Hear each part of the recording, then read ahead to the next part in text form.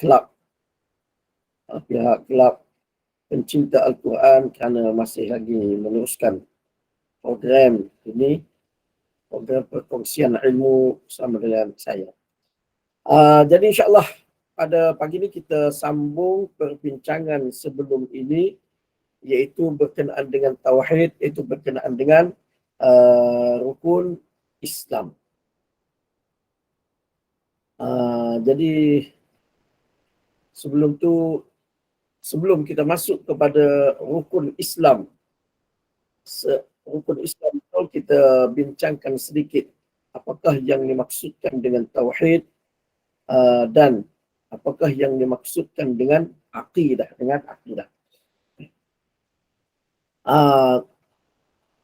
hadirin peserta boleh tengok kepada skrin yang saya sediakan. Skrin ini petikan daripada kitab Al-Fiqhul Akbar yang merupakan kitab Tauhid Imam Abu Hanifah. Dan insyaAllah kitab ni dalam proses percetakan. InsyaAllah mungkin dalam sehari ataupun 2 hari lagi akan siap. Bila siap saya akan maklumkan dengan link Shopee untuk pembelian, untuk memudahkan lagi pengajian kita, iaitu menggunakan kitab. Jadi sementara tu saya akan gunakan skrin sebegini untuk lebih penjelasan yang lebih kepada peserta sekalian. Baik. Tauhid. Kita tengok apakah yang dimaksudkan dengan tauhid. Tauhid bermaksud mengesakan Allah Subhanahu wa taala pada zatnya, sifatnya dan perbuatannya. Yakni hendaklah seseorang itu membersihkan dirinya dari semua bentuk kesyirikan dan beriktiqad bahawa Allah Jalla Jalaluhu Esa, tidak ada sekutu baginya, tidak pada zatnya, sifat-sifatnya, perbuatannya, nama-namanya dan hukum-hukumnya. Dialah yang menciptakan dan mentadbir alam ini, mengatur urusan makhluk-makhluknya. Jadi tauhid ini tauhid dari segi istilah. Tauhid dari segi bahasanya, dia adalah masdar ataupun kata terbitan kepada kalimah wahada yuwahhidu, iaitu menjadikan sesuatu itu satu. Itu makna asal bagi makna tauhid dari segi bahasa, dari segi istilah syar'inya, istilah syarak sebagaimana yang kita tengok pada skrin dan yang telah saya jelaskan tadi, iaitu ifradullah ta'ala bima yakhtassu bihi, mengesakan Allah, menunggalkan Allah Subhanahu wa taala pada sesuatu sifat, perbuatan, zat yang Allah Subhanahu wa taala khususkan untuknya sahaja. Mana kita menunggalkan Allah Subhanahu wa taala pada perkara-perkara yang Allah Subhanahu wa taala khususkan perkara tersebut kepada diri dia sahaja. Maknanya Allah Subhanahu wa taala tidak mahu perkara tersebut, sesuatu itu dikongsikan dengan selain daripada Allah Subhanahu wa taala. Sama ada perkongsian itu dalam bentuk permusuhan. Maknanya sama-sama ada kuasa. Allah Ta'ala mentadbir alam, hak ni pun ada mentadbir alam juga. Dan lalu kedua-duanya bergaduh, bermusuhan. Itu pun tidak boleh.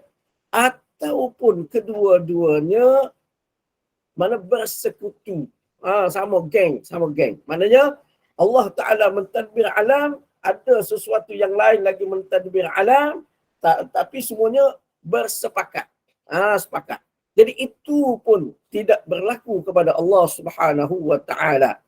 Mana Allah Subhanahu wa taala tunggal esa pada setiap perkara yang dia sebutkan ianya khusus untuk dirinya sahaja. Seperti contoh kalau kita kata berkenaan dengan pentadbiran alam ni, Allah Subhanahu wa taala berfirman, "Lau kana fihima alihatun illallahu lafasadata." Kalaulah pada kedua-duanya, iaitu pada langit dan juga bumi, ada Tuhan yang lain, Maknanya pentadbir yang lain, yang disembah yang lain selain daripada Allah, la fasadata, pasti kedua-duanya akan binasa. Maknanya kalaulah di langit dan juga di bumi ni dan di antara kedua-duanya ada satu lagi rakan kongsi bagi Allah Subhanahu wa taala di dalam pentadbiran alam, di dalam hak untuk disembah, maka pasti akan binasa langit dan juga bumi. Jadi mana di situ Allah Subhanahu wa taala tegaskan bahawasanya di dalam pentadbiran alam ini ianya khusus kepada Allah Ta'ala sahaja. Jadi kita kena mentauhidkan Allah Ta'ala dalam urusan mentadbir alam. Itu satu contoh. Begitu juga dalam perkara-perkara yang lain, ciri-ciri yang lain yang insya Allah kita akan temui selepas ini. Jadi tauhid ni adalah merupakan salah satu daripada nama kepada ilmu yang kita pelajari ini. Ilmu yang kita pelajari ini. Mana salah satu daripada nama dia ilmu tauhid. Ilmu tauhid. Dan ada lagi nama-nama yang lain. Seperti aqidah. Seperti iman. Belajar apa? Belajar iman. Maknanya belajar iman tu belajar tauhid. Belajar tauhid. Ataupun dipanggil juga usuluddin. Ilmu usuluddin. Usuluddin maknanya asas agama. Dan dipanggil juga dengan nama al-fiqhul akbar, fiqh besar. Tu mana fiqh ni? Kalau fiqh besar, fiqh yang besar iaitu berkenaan dengan akidah, fiqh yang kecil iaitu berkenaan dengan fiqh lah, berkenaan dengan ibadat, muamalat dan sebagainya. Perkataan tauhid diambil daripada ahad. Allah Subhanahu wa taala berfirman, "Qul huwallahu ahad." Katakanlah, dialah yang Maha Esa. Jadi mana ini di antara tempat pengambilan kepada kalimah tauhid. Iaitu asal dia al-ahad, satu, tunggal, esa. Daripada situ pecahlah daripada situ kalimah tauhid dengan makna mengesakan. Tauhidullah menjadikan Allah Subhanahu wa taala itu esa. Itu makna dia. Kemudian ilmu tauhid ni adalah merupakan suatu ilmu yang sangat-sangat penting.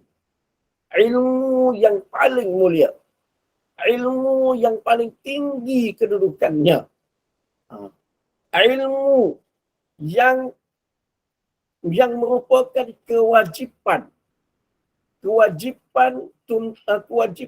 yang paling dituntut, paling diberikan penekanan. Allah Subhanahu wa taala menjelaskan di dalam Al-Quran, fa'lam annahu la ilaha illallah wastaghfir li dhanbika walil mu'minina wal mu'minat. Ketahuilah, hendaklah kamu mempunyai ilmu bahawasanya tidak ada Tuhan selain Allah. Dan hendaklah kamu memohon keampunan untuk dosa-dosamu, orang mukmin lelaki dan juga perempuan. Jadi mana itu adalah merupakan tuntutan pertama, kewajipan pertama yang dituntut untuk dipelajari. Untuk dipelajari.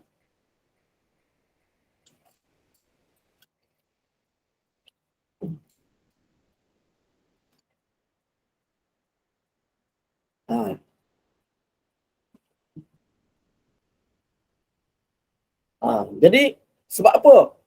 Sebab ilmu tauhid ni ilmu berkenaan dengan Allah Subhanahu wa taala, berkenaan dengan sifat-sifat Allah taala, berkenaan dengan nama-namanya, berkenaan dengan hak-hak Allah yang wajib ke atas setiap hamba, setiap makhluk. Hak Allah yang mesti ditunaikan oleh setiap hamba.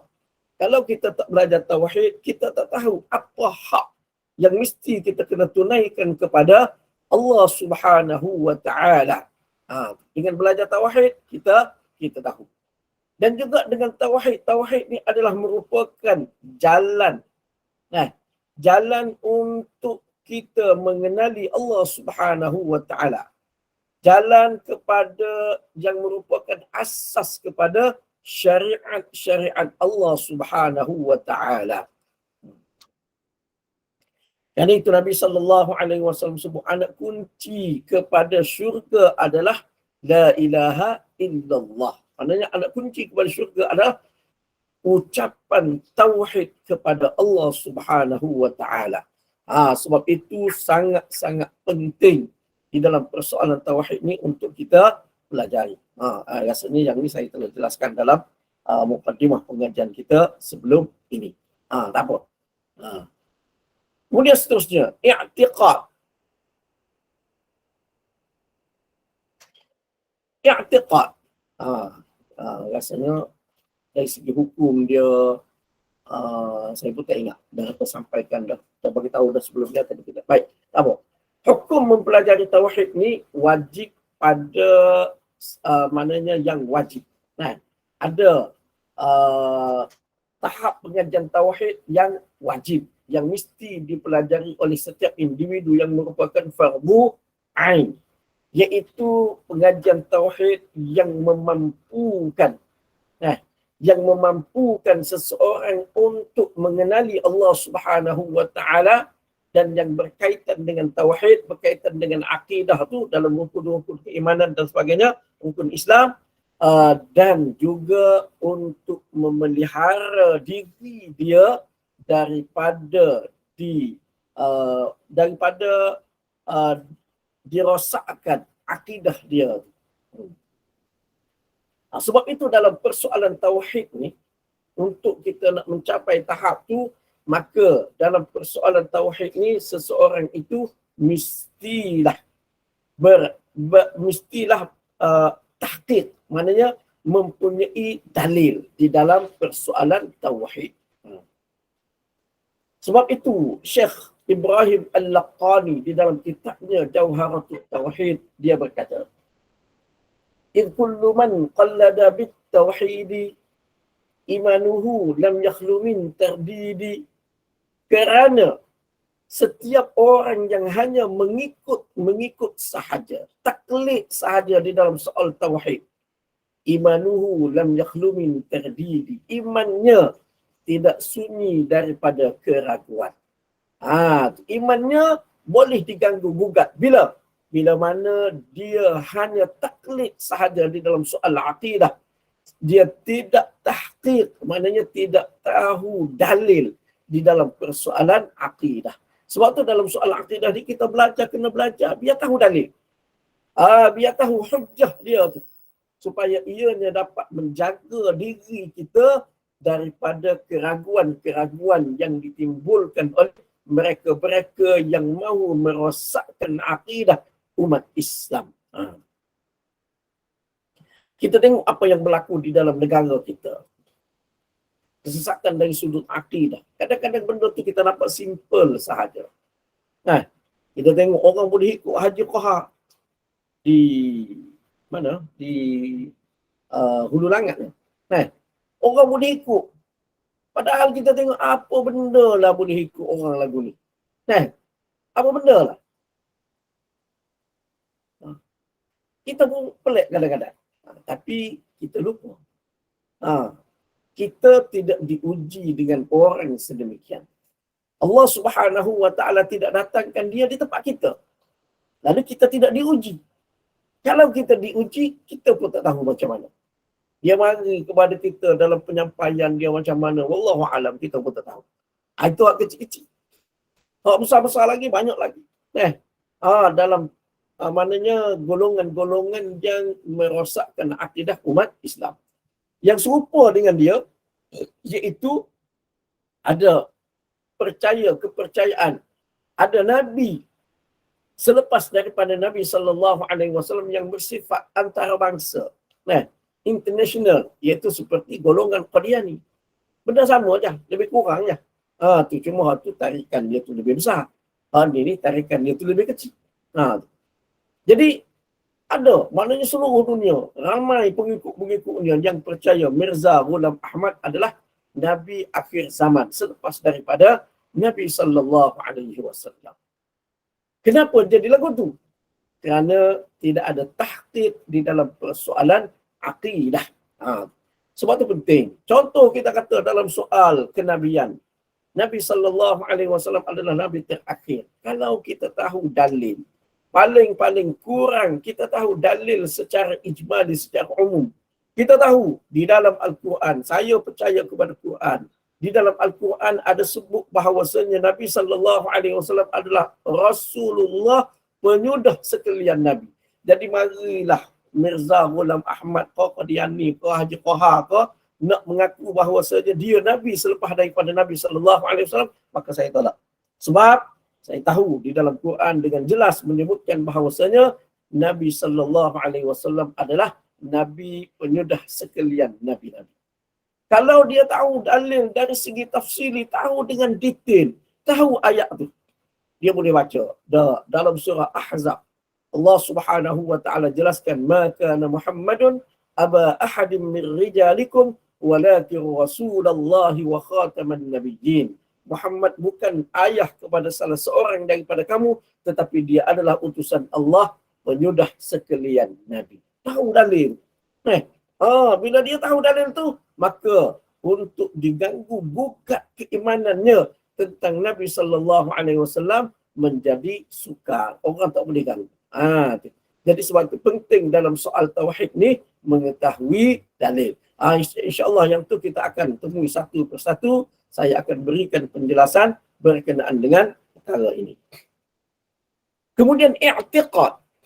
I'tiqad pada bahasa bermaksud. Saya pun tak ingat nombor ayat.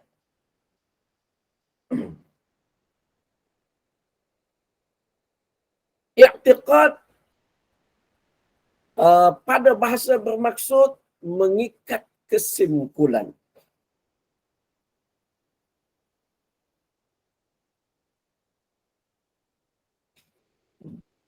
Al-Ahzab ayat 40. Ayat 40.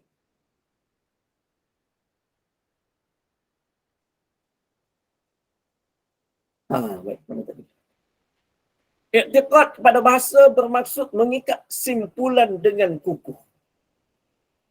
Kemudian ia digunakan bagi menunjukkan pegangan hati yang kuat dan kukuh. Seperti simpulan yang kemas yang tidak akan terurai. Akidah pula pada bahasa bererti simpulan yang kukuh. Ia menjadi kata istilah kepada anutan dan kepercayaan seseorang kepada Tuhannya dan urusan agama yang diyakininya. Ia adalah apa yang dipegang kemas, disemat rapi di dalam dada yang tidak boleh diganggu gugat.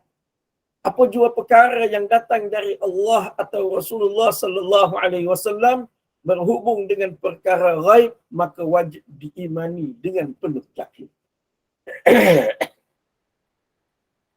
Jadi i'tiqad ni dia berasal daripada kalimah aqada.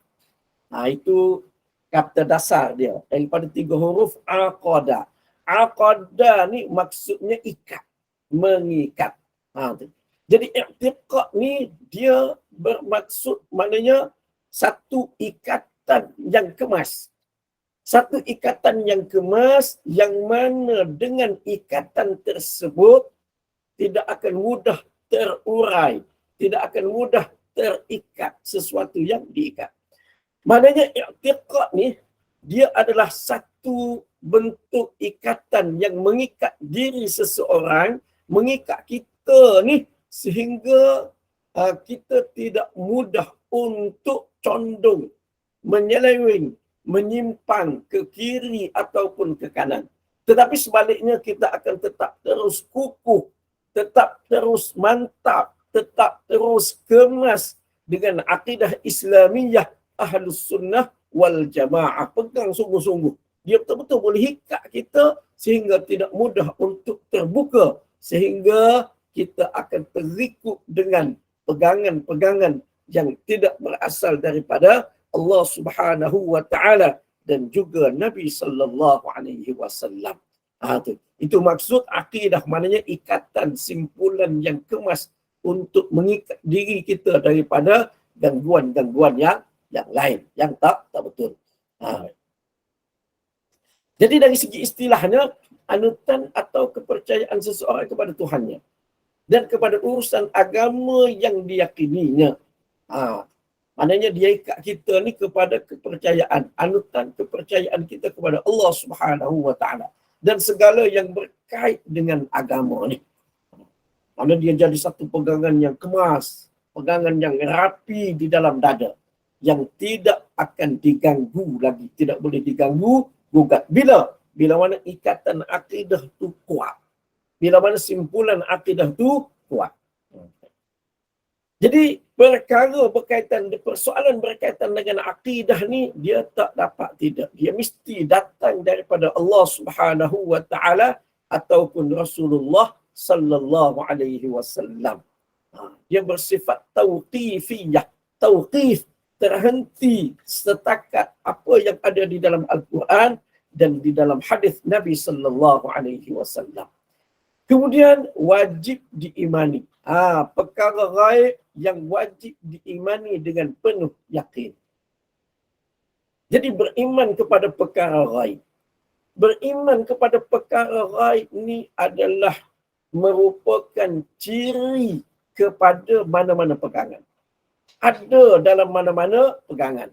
Kita tengok dalam mana-mana agama, ada semua tu kepercayaan kepada perkara ghaib. Bukan hanya Islam sahaja. Kalau di kalangan daripada agama lain, dia mempermainkan, merendahkan orang Islam. Apalah kamu duk percaya benda tak apa. Duk percaya azab kubur. Tak ada pun. Tengok tu, mayat apa? Stalin ke apa? Yang di Awit. Tu komunis yang di Awit. Siapa lagi? Mayat Fir'aun dalam muzium. Dan sebagainya. Tengok tak ada apa-apa. Kamu tak percaya benda-benda lagu tu.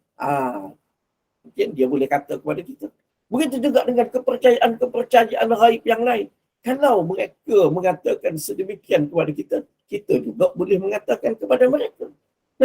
Mana-mana agama ada upacara spiritual masing-masing. Kita baru lepas sambutan tahun baru Cina. Dia dengan mercun mahal-mahal dia beli tu, bukan saja-saja dia ada kepercayaan. Nak tembok apa dia panggil dewa ke apa? Dewa jahat lah apalah. Mana dia tahu dewa tu? Bila masa dia tengok? Bila masa dewa tu mari jumpa depan mata dia, tak ada pun. Tidak ada pun. Mereka kata kepada kita, mereka pun ada hari-hari tertentu, hari Ahad ke, mereka pergi ke kuburan mereka, pergi duk bakar duit, duk bakar buah-buahan dan sebagainya, dengan kepercayaan benda tu untuk bekalan orang yang telah meninggal daripada keluarga mereka. Mana mereka tahu yang meninggal tu makan? Mana mereka tahu yang meninggal tu guna duit? Adakah mereka pernah menyelam ke dalam alam sana bersama dengan kaum keluarga mereka yang telah mati? Tak ada juga. Tapi yang mereka buat semua tu adalah spiritual, perkara ghaib. Kita tengok setengah-setengah agama, ada agama yang buat sambutan perayaan dia dengan cucuk tubuh, dengan pikul, kawadi, berjalan tak pakai selipar atas jalan tar panas-panas, pikul, susu dan sebagainya. Kenapa mereka buat begitu? Sanggup mereka tak pakai selipar, tak pakai kasut, jalan atas tar panas-panas, padahal di rumah tu kasut, selipar mahal-mahal. Kenapa mereka buat lagu tu? Tidak kerana lain, tetapi kerana kepercayaan spiritual, kepercayaan kepada perkara ghaib. Golongan-golongan punk, kita kata black metal, heavy metal dan sebagainya, budak-budak yang terikut dengan kepercayaan-kepercayaan tersebut, mereka pun ada kepercayaan kepada perkara ghaib, kepercayaan kepada syaitan, buat sembahan kepada syaitan, toreh tangan, keluar darah kononnya untuk syaitan dan sebagainya. Bila masa mereka tengok syaitan? Tak pernah tengok pun. Mereka boleh buat satanic church di sebelah maknanya sebelah barat sana, sebelah Amerika Selatan. Ada. Mana bila masa mereka berjumpa dengan syaitan? Tak pernah pun. Jadi semua tu adalah perkara berkaitan dengan spiritual, kepercayaan ghaib. Cuma beza kepercayaan kepada perkara ghaib antara umat Islam dengan pihak yang lain, dengan golongan yang lain ialah kepercayaan kita kepada perkara ghaib berasaskan kepada sesuatu yang diyakini, sandaran yang teguh, sandaran yang kukuh daripada Al-Quran dan hadis Nabi sallallahu alaihi wasallam. Kita boleh yakin bahawasanya Nabi sallallahu alaihi wasallam menerima wahyu daripada Allah Subhanahu wa taala. Kita boleh yakin berdasarkan perkhabaran yang disampaikan oleh baginda. Kita boleh tengok isi kandungan Al-Quran. Bagaimana isi kandungan Al-Quran menceritakan kisah-kisah yang dahulu, kisah-kisah kemudian, dan pelbagai bentuk lagi ciptaan-ciptaan alam dan sebagainya. Perjalanan-perjalanan, dipanggil apa? Alam semesta dan sebagainya. Tepat apa yang disebutkan oleh Al-Quran. Begitu juga yang disebutkan oleh hadis Nabi sallallahu alaihi wasallam, yang mana semua itu adalah merupakan bukti bahawasanya Nabi sallallahu alaihi wasallam menyampaikan daripada Allah Subhanahu wa taala, pencipta sekalian manusia. Dan juga kita dapat buktikan apa yang kita terima, Al-Quran dan hadis-hadis itu memang datangnya daripada Nabi sallallahu alaihi wasallam, utusan yang diutuskan oleh Allah Taala 1400 dulu. Walaupun sudah lama, 1400 tahun lebih dah. Tapi kita boleh yakin, ni memang mari daripada Nabi. Memang bukan daripada orang lain. Kan?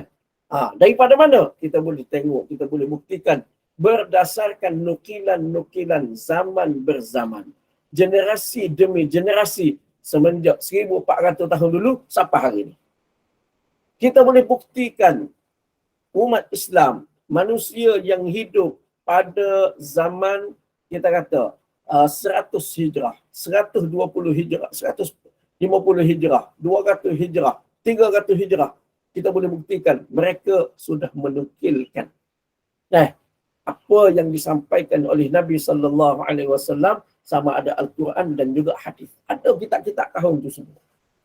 Kitab Muwatta Imam Malik, lepas tu kitab Sahih Bukhari. Lepas pada tu ada lagi kitab-kitab yang lain. Maknanya zaman berzaman ada nukilan apa yang disebutkan daripada Nabi sallallahu alaihi wasallam. Itu menjadi bukti bahawasanya benda tu memang betul-betul daripada Nabi. Bukan sehari dua ni. Bukan benda 3-4 tahun ni. Tidak. 50 tahun ni. Tidak. Mana ajaran, pegangan, rujukan, sandaran 1400 tahun yang lalu. Dan di dalamnya terdapat kisah-kisah berkenaan dengan perkara ghaib yang wajib diimani. Kemudian kalau kita nak bincang berkenaan dengan bagaimana penjagaan Al-Quran yang dilakukan oleh ulama-ulama kita, oleh umat Islam, bagaimana penjagaan hadis Nabi sallallahu alaihi wasallam yang dilakukan oleh ulama-ulama kita, itu panjang. Panjang cerita dia macam mana ulama-ulama kita menjaga sumber ajaran Islam tersebut. Baik. Jadi mana beriman kepada perkara ghaib yang menjadi pegangan kita ni, sandaran dia kukuh. Bukan main-main. Tu bukan main-main. Bukan merupakan sandaran seperti tali rapiak. Tetapi sandaran seperti rantai yang sangat-sangat teguh. Rantaian sampai kepada Nabi sallallahu alaihi wasallam yang sangat-sangat teguh. Tarik gunung pun runtuh gunung. Mana? Itu ibarat kata sandaran kita di dalam keimanan kepada Allah Subhanahu wa taala. Baik. Yang tu insya-Allah dalam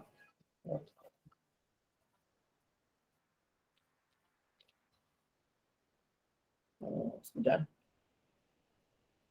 Saya ada kelas. Nanti saya telefon setengah jam lagi.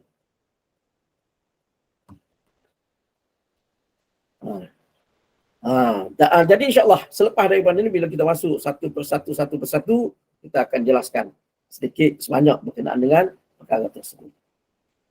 Kemudian seterusnya, seseorang itu wajib mengucapkan.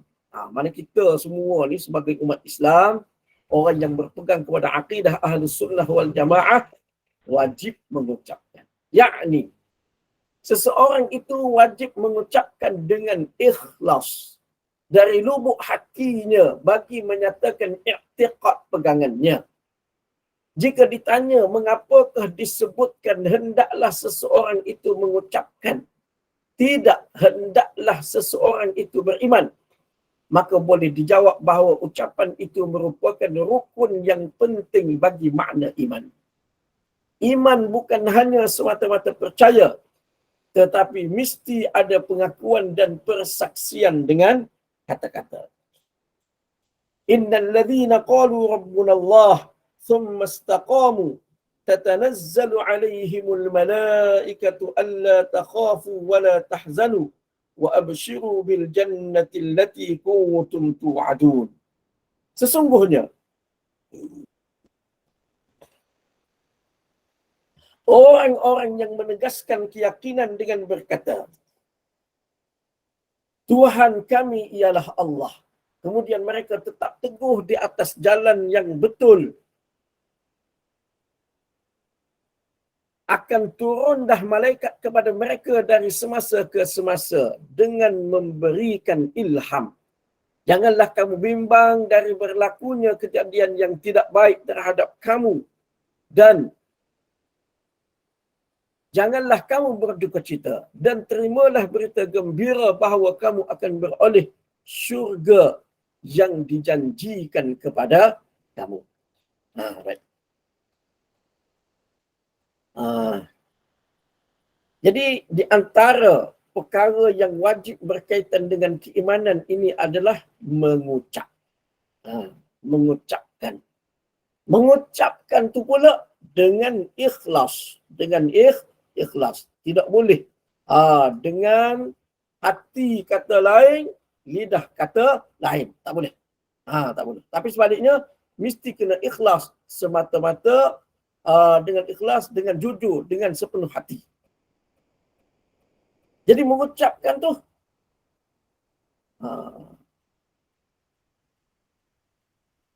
saya terlupa kata-kata Imam Nawawi berkenaan dengan kewajipan mengucap ni. Tak apa, nanti saya cari balik di mana, insyaAllah saya akan sebutkan berkenaan dengan pandangan Imam Nawawi berkenaan dengan kewajipan mengucap ni. Seperti mengucap dua kalimah syahadah dan perkara-perkara lain berkaitan dengan keimanan. Jadi mana? Di dalam beriman kepada Allah Subhanahu wa taala wajib kena mengucap. Kalau tidak mengucap, maka keimanan seseorang itu tidak sah. Sebab itu iman ditaarifkan oleh ulama. Saya sebut dulu. Iman ditaarifkan dengan oleh ulama sebagai al-iqraru bil lisan wat tasdiqu bil jinan wal amalu bil arkan. Berikrar, mengucap dengan lidah, membenarkan dengan hati, hati membenarkan, dan beramal dengan anggota luaran kita. Maknanya dalam keimanan, yang pertama hati kita membenarkan tentang keimanan kepada Allah Subhanahu wa taala, membenarkan tentang keimanan kepada Nabi sallallahu alaihi wasallam. Benarkan dulu. Selepas membenarkan, ikrar, ucapkan dengan lidah, dengan ucapan dua kalimah syahadah dan segala ucapan-ucapan yang merupakan asas-asas keimanan. Dan seterusnya dari segi anggota juga beramal sebagaimana iman, sebagaimana di dalam hati dan juga yang diucapkan oleh lidah. Maksudnya, bila mana lidah kita mengucapkan tidak ada Tuhan yang disembah selain daripada Allah, hati kita membenarkan tidak ada Tuhan yang disembah selain daripada Allah, maka dari segi perbuatan pun begitu juga. Jadi tak boleh kita ucap sedemikian, kita percaya sedemikian, tiba-tiba kita pergi sembah tokong. Tiba-tiba kita pergi sembah tokong. Itu tak boleh. Tu tiba-tiba kita pergi depan tokong tu, duk buat seperti kita tengok dalam video anak-anak Melayu pakai tudung, perempuan pakai tudung, tiba-tiba duk pergi pegang colok tu. Colok colok lah. Depan tempat sembahan orang muda. Duk buat upacara lagu tu. Itu tak boleh. Itu bercanggah dengan apa yang diucapkan dan yang dibenarkan di dalam hati dia tu. Kemudian, kalaulah seseorang itu mengucap dengan lidah tetapi tidak membenarkan di dalam hati. Baik. Hak jenis tadi, jenis maknanya perbuatan dia bercanggah dengan ucapan ataupun pegangan di dalam hati, kepercayaan di dalam hati, yang itu adalah golongan murji'ah. Golongan murji'ah. Golongan murji'ah ni dia kata, kalau hati kita sudah beriman, kita buat apa pun tak apa. Tak ada masalah. Nak sembah toko pun sembah gila. Itu murji'ah. Ahlus sunnah tidak sedemikian. Kemudian di dalam ucapan yang kita ucapkan, mestilah tu ikhlas dari lubuk hati. Mesti kena ikhlas dari lubuk hati. Sebab apa? Kalau tidak ikhlas dari lubuk hati, maka itu adalah nifaq. Itu adalah nifaq. Sebagaimana yang disebutkan oleh Allah Subhanahu wa taala di dalam surah Al-Munafiqun ayat yang pertama. Kedua, ketiga. Allah Taala cerita berkenaan dengan orang munafik. Idza ja'akal munafiquna qalu nashhadu innaka la rasulullah wallahu ya'lamu innaka la rasuluh wallahu yashhadu innal munafiqina lakadzibun. Ayat pertama. Bila mana datang kepadamu golongan munafik, Allah Taala kata kepada Nabi sallallahu alaihi wasallam, bila mana golongan munafik mari kepada Nabi, qalu, mereka kata, nashhadu innaka la rasulullah, kami bersaksi bahawasanya engkau adalah utusan Allah. Mana dia kata, dia pergi jumpa dengan Nabi, dia kata kami bersaksi engkau utusan Allah. Allah Ta'ala bagi tahu, Allah Ta'ala tahu bahawasanya engkau adalah utusannya. Mana kalau orang munafik tak kata lagu tu pun Allah Ta'ala tahu dah. Allah Ta'ala tahu dah Nabi sallallahu alaihi wasallam itu adalah utusan Allah. Dan Allah Ta'ala kata, wallahu yashhadu innal munafiqina lakadzibun. Allah bersaksi bahawasanya golongan munafik itu hanyalah pendusta sahaja. Sebab apa? Sebab hati dia tidak sebagaimana yang diucapkan oleh lidahnya. Jadi sebab tu dalam soal keimanan ni, kita wajib mengucapkan dengan ikhlas dari lubuk hati. Bila mana kita ucap asyhadu an la ilaha illallah wa asyhadu anna Muhammadan abduhu wa rasuluh. Kita ucap yang tu. Kita ucap tu, hati kita pun percaya macam tu. Hati kita pun percaya sedemikian juga. Tu. Tidak kata seperti golongan munafik tu, dia pergi kata engkau adalah utusan Allah, tapi dalam hati dia Muhammad ni menipu. Muhammad ni nak cari pengaruh je. Muhammad ni nak cari pengikut je. Itu dalam hati. Lidah kata Muhammad adalah utusan Allah. Jadi itu jadi keimanan yang sedemikian tidak diterima oleh Allah Subhanahu wa taala sebab dia tidak ikhlas dari lubuk hati dia. Baik. Kemudian di sini disebutkan hendaklah mengucapkan, tidak beriman. Tadi dia dah sebut dah, ucap tu ikhlas daripada hati. Tapi kalau semata-mata hati sahaja, tidak memadai. Tidak memadai. Maknanya dia tak nak mengucap. Dia rasa dah beriman dalam hati, settle. Mengucap tak payah. Maka tidak, rukun keimanan itu tidak mencukupi baginya. Dia tu tidak akan menjadi orang yang beriman. Sebab apa? Sebab dia tak nak mengucap. Jadi maknanya mengucap wajib, mesti kena ucap. Hati mesti kena membenarkan. Mesti kena membenarkan. Maknanya iman ni bukan hanya semata-mata percaya dalam hati, tetapi mesti ada pengakuan dengan persaksian asyhadu dan juga dengan kata-kata. Kemudian di sini maknanya pengarang mengemukakan ayat Al-Quran. Orang yang kata Tuhan kami adalah Allah, kemudian tetap teguh di atas jalan yang lurus, jalan yang betul. Ya, lidah mengucapkan kalimah tauhid, Tuhan kami adalah Allah. Kemudian dari segi hati terus berada di atas jalan yang betul, jalan yang lurus. Kemudian dari segi pengamalan pun begitu juga. Maka malaikat akan turun kepada mereka. Malaikat akan memberikan bimbingan kepada mereka. Kemudian seterusnya iman. Apakah yang dimaksudkan dengan iman? Iman bermaksud membenarkan dengan hati, dengan penuh kepatuhan tanpa sebarang pengingkaran dan bantahan. Tiada syak dan syubhat. Ini dengan cara membenarkan dengan hati dan melafazkan dengan lidah.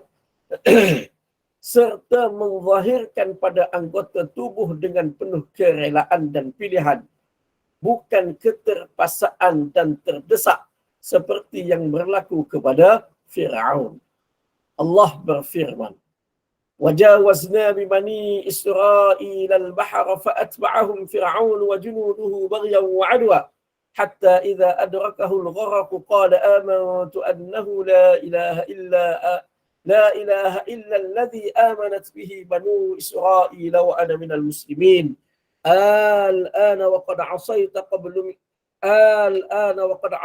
قبل وكنت من المفسدين. Dan kami bawakan Bani Israel ke seberang Laut Merah. Lalu dikejar oleh Fir'aun dan tenteranya dengan tujuan melakukan kezaliman dan pencerobohan. Sehingga apabila Fir'aun hampir tenggelam, berkatalah ia pada saat yang genting itu, aku percaya bahawa tiada Tuhan melainkan yang dipercayai oleh Bani Israel dan aku adalah dari orang-orang yang berserah diri, iaitu menurut perintah. Allah berfirman, adakah sekarang baru engkau beriman? Padahal sesungguhnya engkau dari dahulu telah kufur derhaka dan engkau telah pun menjadi dari orang-orang yang melakukan kerosakan. Iman sebegini di saat hampir mati tidak memberi sebarang faedah bagi empunya dirinya. Iman secara terpaksa dan terdesak ini dinamakan sebagai iman ittirariyah. Iman terpaksa. Hanya sahaja berfaedah iman seseorang itu apabila ia beriman dalam keadaan dia memilih untuk beriman selagi nyawa belum sampai ke halqum. Iman ini dinamakan iman ikhtiyari, iman pada pilihan. Baik. Jadi iman ni dari segi bahasanya maknanya percaya, kepercayaan. Jadi percaya ni maksudnya membenarkan dengan hati, dengan penuh kepatuhan. Benar membenarkan berkenaan dengan ketuhanan ni, berkenaan dengan Allah Subhanahu wa taala dan segala perkara berkaitan dengan keimanan ni tanpa sebarang pengingkaran dan bantahan, tanpa syak, tanpa syubhat. Jadi di dalam beriman ni tak boleh kita beriman kepada Allah, tapi dalam masa yang sama kita mengingkari perbuatan Allah. Kita rasa tak kena Allah Ta'ala buat macam ni. Tak kena. Tak boleh terima.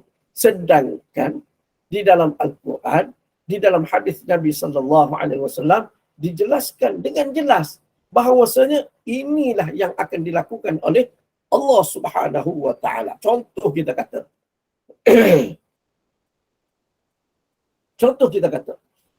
Allah Subhanahu wa Ta'ala sebut berkenaan dengan amalan orang kafir. Walladzina kafaru a'maluhum kasarabin biqi'atin yahsabuhu adh-dham'anu ma'a.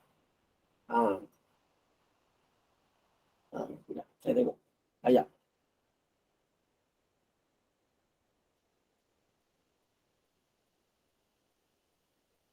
Dalam surah An-Nur ayat 39. Surah An-Nur ayat 39. Ada ni.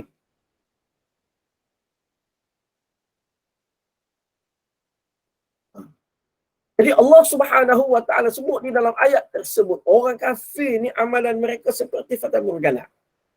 Orang yang dahaga menyangka ia adalah air. Bila mana dia sampai dekat, dia tengok tak ada apa-apa. Jadi maksudnya orang kafir ni, amalan dia nampak cantik, nampak baik, nampak bagus.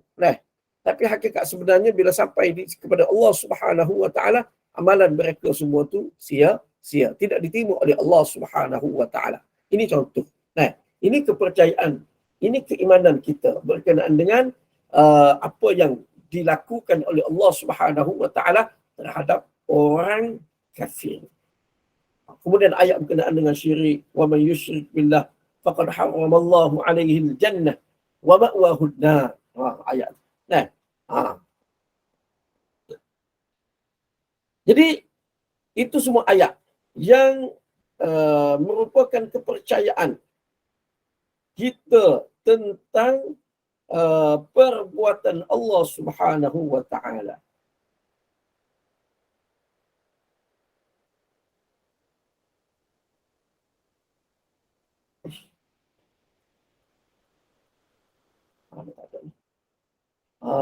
Haramallah. Jadi ini maknanya salah satu daripada bentuk kepercayaan kita terhadap perbuatan Allah Subhanahu wa taala.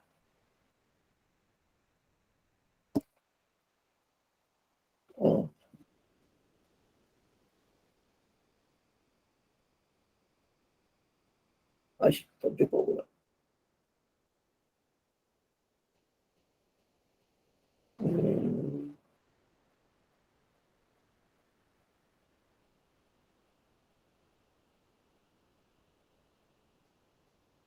Tak apalah, nanti kalau jumpa saya bagi tahu depan. Jadi mana Allah Subhanahu wa taala jelaskan bahawasanya dia mengharamkan syurga kepada orang yang melakukan syirik kepada Allah Subhanahu wa taala. Jelas Allah Taala jelaskan perkara tersebut. Ayat surah Al-Maidah ayat 72. Ayat 72. Jadi itu adalah merupakan salah satu daripada kepercayaan yang mesti kita kena percaya dengan putus. Tanpa ingkar, tanpa bantahan, tanpa syak, tanpa syubhat. Jadi kalau kita jadi mari syubhat, hari keliru, membantah pula. Kita kata, macam mana orang baik seperti Kapasing. Orang baik seperti Kapasing. Kerana tak mengucap kalimah syahadah saja. Tak boleh masuk syurga. Tak munasabah. Tak munasabah. Tak boleh terima. Mana di situ. Dia mengucap 2 kalimah syahadah. Tapi dalam masa yang sama, dia syak. Dia syubhat terhadap apa yang dilakukan oleh Allah Subhanahu wa taala. Perbuatan Allah Subhanahu wa taala. Jadi iman yang sedemikian dibimbangi, iman yang tidak akan diterima oleh Allah Subhanahu wa taala. Maknanya di dalam keimanan kepada Allah, kita tidak boleh ada bantahan, ada pengingkaran, ada syak, ada syubhat. Tak boleh. Kena yakin betul-betul terhadap apa yang disebutkan oleh Allah Subhanahu wa taala dan Nabi sallallahu alaihi wasallam berkenaan dengan keimanannya. Jadi mana kita membenarkan dengan hati, melafazkan dengan lidah, menzahirkan pada anggota tubuh. Seperti yang saya sebutkan tadi, berkenaan dengan rukun-rukun keimanan. Lepas pada tu, semua tu dengan penuh kerelaan dan pilihan. Bukan terpaksa.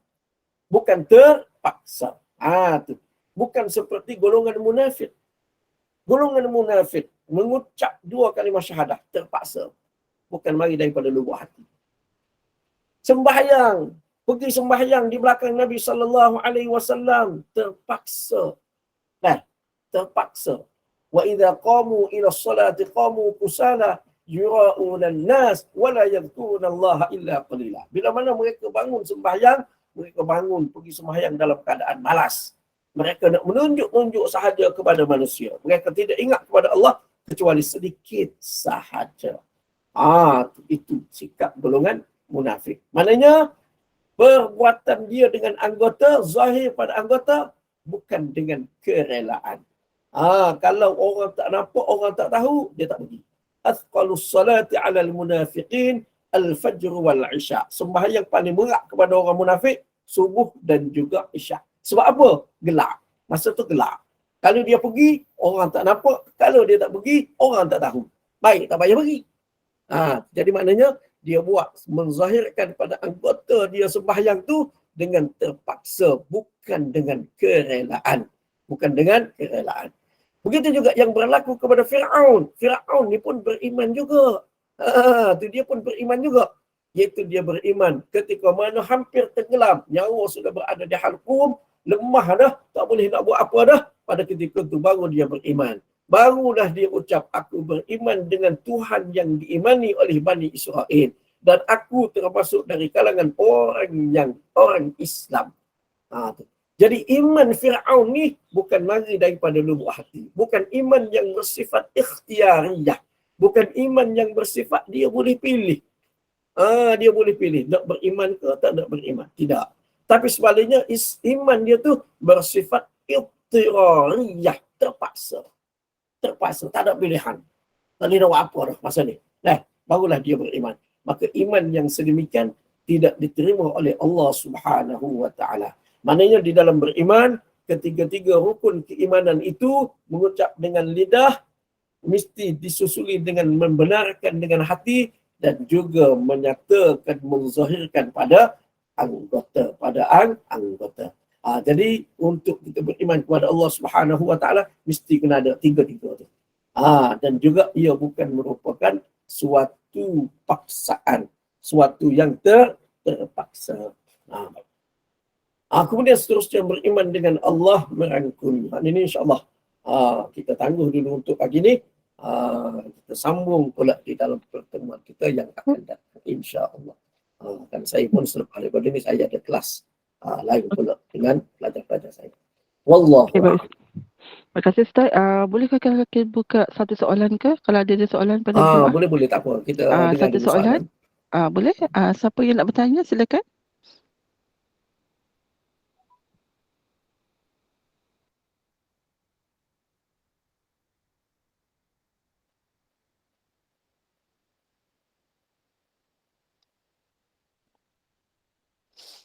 Rasanya cukup jelas Ustaz ya. Tak ada soalan ya. Alhamdulillah, syukur.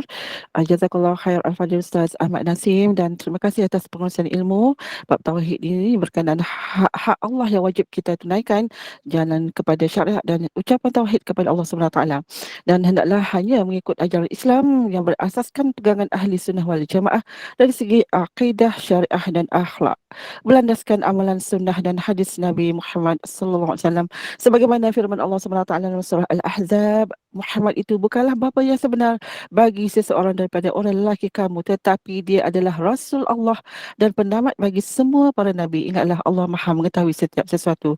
Dan pihak pengurusan juga mohon maaf dan mengucapkan terima kasih kepada para jemaah yang sudi duduk bersama-sama pada pagi ini, dan bolehlah teruskan lagi pada pukul 9.30 pagi ini bersama-sama dengan Al-Fadhil Ustaz Muhammad Mukhlis. Dan Ustaz, kita tangguhkan dulu majlis ilmu kita ini dengan kafaratul majlis dan surah Al-Asr. Silakan Ustaz. Mudah-mudahan pertemuan kita pada pagi ini mendatangkan manfaat daripada Allah Subhanahu wa taala, menjadikan ilmu yang dipelajari pagi-pagi ini sebagai ilmu yang bermanfaat, dan kita tutup pertemuan kita pada pagi ini dengan tasbih kafarah dan surah Al-Asr. Subhanakallahumma wa bihamdika asyhadu an la ilaha illa anta astaghfiruka wa atubu ilaik. Wal 'ashr. Bismillahirrahmanirrahim. Wal 'ashr innal insana lafi khusr illa alladhina amanu wa 'amilus shalihat wa tawasaw bil haqqi wa tawasaw bis sabr. Terima kasih Ustaz. Assalamualaikum. Terima kasih Ustaz. Assalamualaikum.